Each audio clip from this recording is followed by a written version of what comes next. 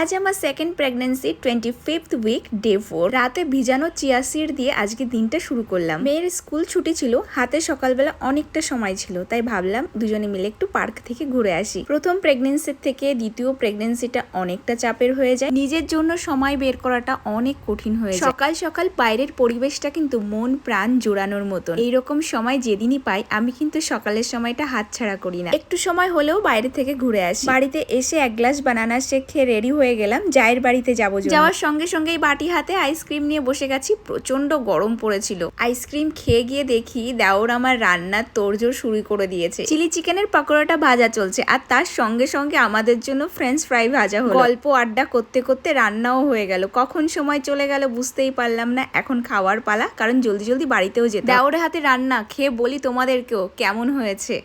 দেওর বানিয়েছে বলে তারিফ করছো নাকি খাবারটা সত্যি ভালো হয়েছে? খাবার সত্যি হয়েছে, আর দেওর বানিয়েছে স্পেশাল ভালোবাসা আরো।